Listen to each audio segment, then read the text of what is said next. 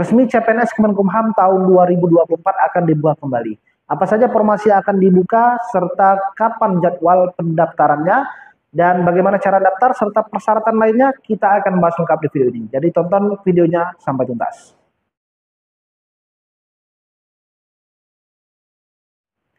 Assalamualaikum warahmatullahi wabarakatuh. Bertemu lagi dengan aku Mili Umri dan masih di channel Mr. Mili. Nah, ini ada kabar gembira ya untuk teman-teman semuanya, khususnya pejuang CPNS dan juga P3K atau CSN tahun 2024 yang rencananya akan mengambil instansi Kemenkumham. Nah, baru saja rilis dari Biro SDM Setjen Kumham melalui sosial media Instagramnya, itu ada informasi bahwa penerimaan CASN tahun 2024 instansi Kemenkumham akan dibuka kembali, baik itu untuk penerimaan CPNS ataupun penerimaan P3K. Nah, jadi tahun ini akan dibuka kembali, jadi teman-teman wajib bersiap dan kalian harus persiapkan diri dari sekarang, jangan sampai terlena karena tahun ini penerimaan dibuka secara besar-besaran. Nah, apa saja formasi yang nantinya akan dibuka untuk penerimaan CPNS Kemenkumham atau instansi Kemenkumham ini, formasi apa saja, kemudian bagaimana cara daftarnya, serta persyaratan apa saja, kita akan bahas lengkap di video ini. Jadi teman-teman jangan sampai skip, tonton videonya sampai selesai. Sebelum itu aku ingin menginformasikan kepada teman-teman yang mungkin masih ingin ikut bimbingan belajar atau bimbel, masih dibuka untuk sekarang, jadi silakan kalian bisa daftar dengan klik link yang ada di deskripsi video ini, atau bisa langsung DM ke Instagram aku Mili Umri. Jadi jangan sampai teman-teman tidak persiapan ya, karena penerimaan CPNS ini bakal diikuti oleh kurang lebih targetnya 7 juta orang, dan kalau kalian tidak persiapan dengan matang, dengan baik, ya kapan lagi peluang kalian untuk lolos menjadi aparatur sipil negara atau lolos CPNS pada tahun 2024 ini. Pertama kita akan bahas terkait dengan jadwal penerimaan dari CPNS atau CSN tahun 2024 ini. Jadi informasi sekarang sudah jelas bahwa penerimaan ataupun rencana jadwal dari penerimaan CSN 2024 akan dibagi menjadi 3 gelombang. Gelombang pertama atau periode pertama itu akan dibuka untuk sekolah kedinasan yang rencana akan dibuka di minggu ketiga setelah Lebaran atau pada minggu ketiga bulan April. Kemudian periode kedua itu akan dibuka untuk CPNS dan juga P3K instansi pusat atau untuk CPNS atau CSN pusat. Kemudian periode ketiga itu untuk CPNS Pemda atau CSN Pemda. Kalau untuk periode kedua itu akan dimulai pendaftaran pada bulan Mei nanti. Dan untuk periode ketiga dimulai pada bulan Juli atau akhir Juli atau bisa di awal Agustus. Nah, teman-teman, artinya untuk tahun ini ada 3 periode yang dibuka.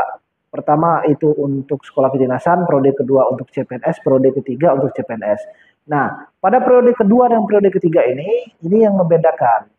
Periode kedua untuk CPNS instansi pusat seperti kementerian, seperti lembaga atau non-kementerian. Kemudian untuk periode ketiga ini dibuka untuk CPNS Pemda, baik itu pemerintah daerah, pemerintah kabupaten, pemerintah kota, ataupun pemerintah provinsi.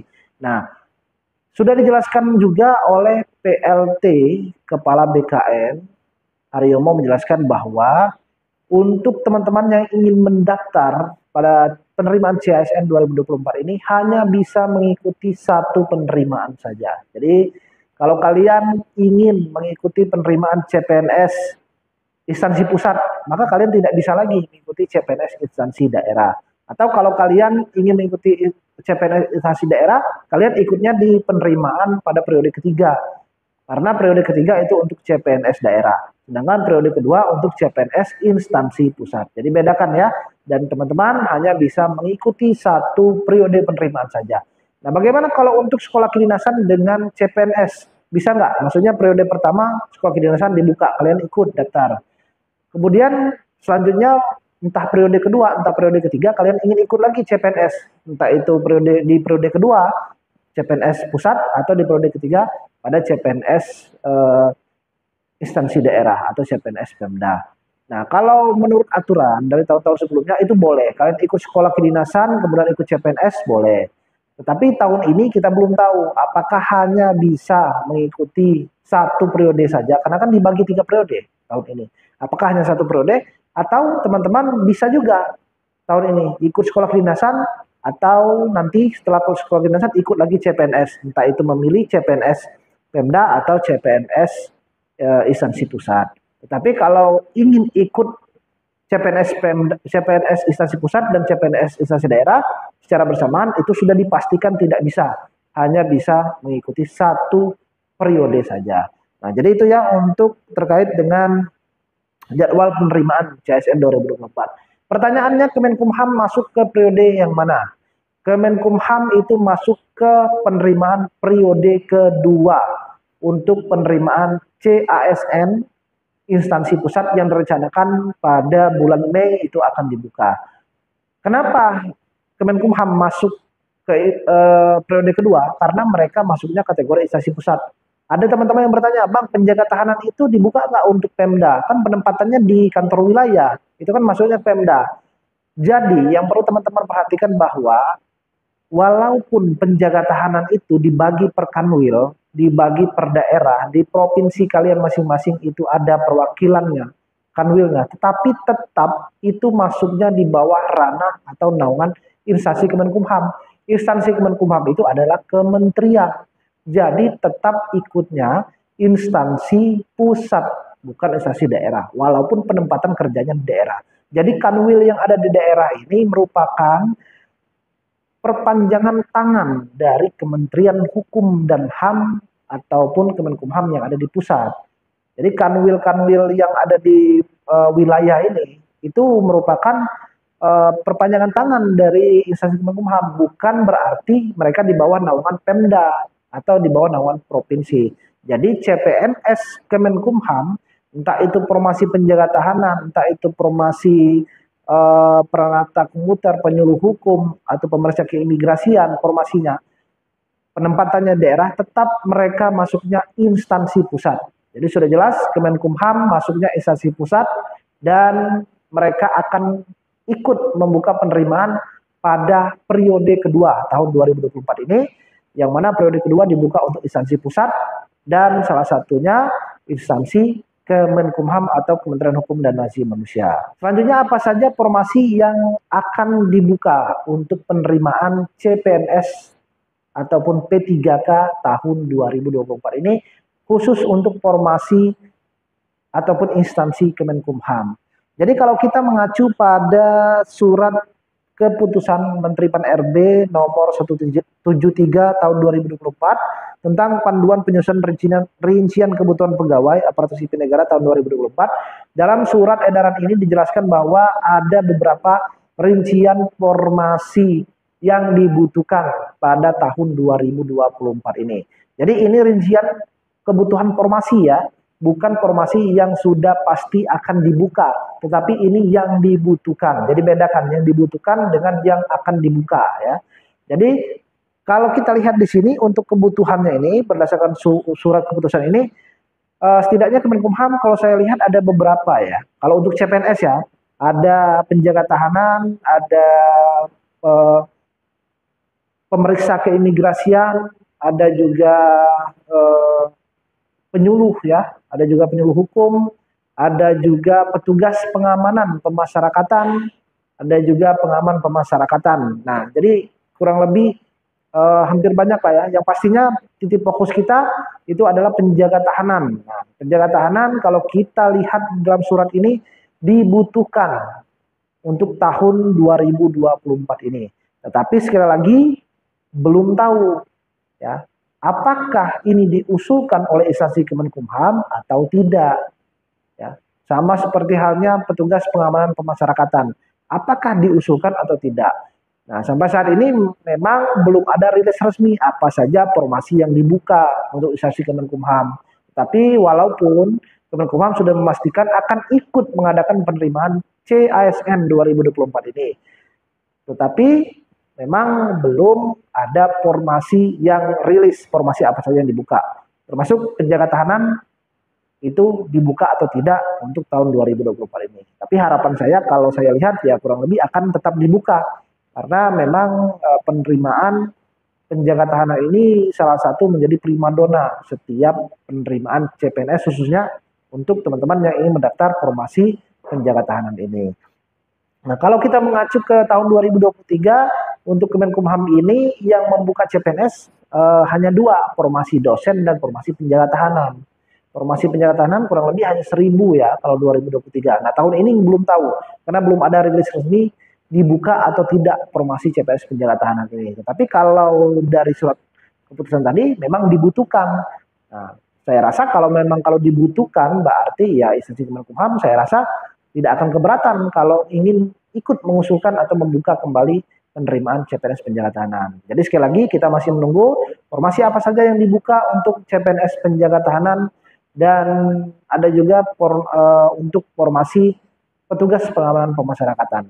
Nah, ini ada teman-teman yang bertanya, untuk formasi petugas pengamanan pemasyarakatan dan formasi penjaga tahanan ini bedanya apa? Sebenarnya mereka bedanya hanya secara terkait dengan teknis jenis jabatannya. Kalau untuk penjaga tahanan dia masih masuknya jabatan fungsional umum, artinya tidak membutuhkan seperti persyaratan khusus atau sertifikat khusus.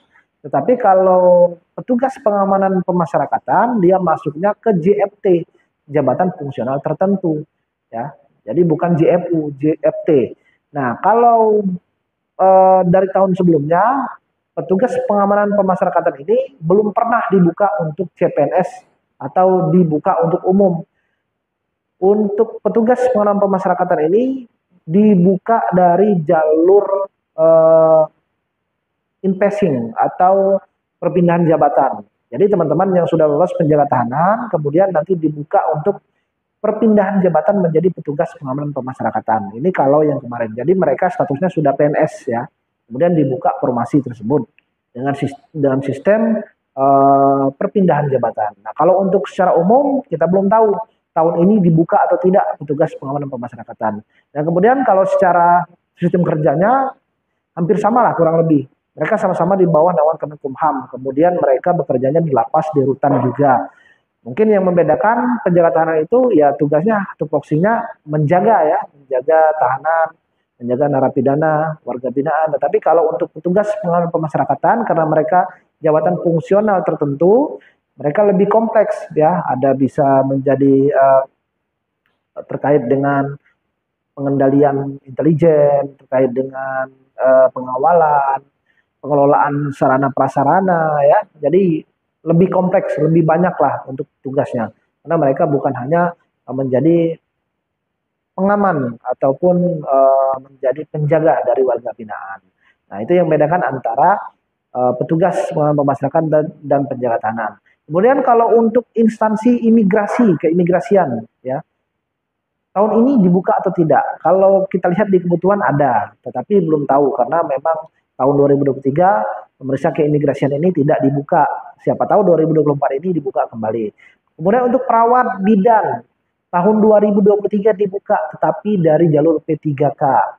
Tahun 2024 ini kita belum tahu apakah dibuka kembali dari jalur P3K atau tidak dibuka atau dibuka kembali dari jalur CPNS untuk perawat dan juga bidan ya. Karena tahun ini sama seperti tahun kemarin juga Kemenkumham akan membuka penerimaan CPNS dan juga P3K.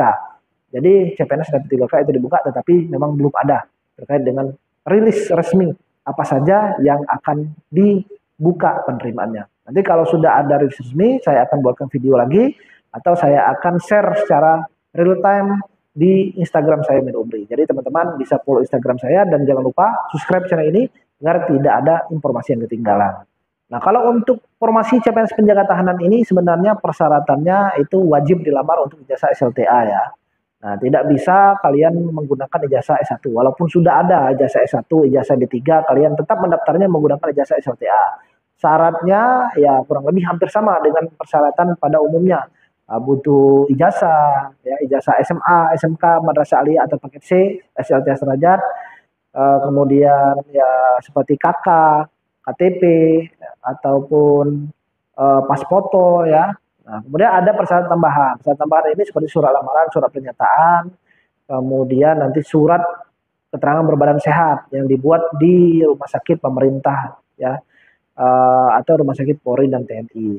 Nah, bagaimana kalau terkait dengan SKCK, kemudian sertifikat, surat bebas narkoba. Jadi kalau untuk formasi CPNS penjaga tahanan ini tidak diwajibkan SKCK, tidak diwajibkan juga bebas narkoba, tidak juga diwajibkan ada sertifikat apapun. Jadi tidak ada persyaratan sertifikat.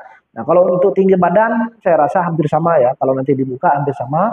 Laki-laki 165 cm, perempuan 160 cm. Umur minimal 18 tahun, maksimal 28 tahun 0 bulan saat mendaftar. Kemudian tidak boleh bertato, tidak boleh bertindik. Yang sudah menikah, sudah memiliki anak juga boleh ya. Jadi tidak ada tes kesehatan juga. Tesnya adalah pendaftaran online, SKDCAT, kesemaptaan, pengamatan fisik, wawancara, dan uji keterampilan. Jadi tidak ada yang namanya tes kesehatan. Kalau untuk cara daftarnya ini sama seperti CPNS lainnya atau seperti P3K. Mendaftarnya tetap melalui satu portal SSCSN bkn.go.id.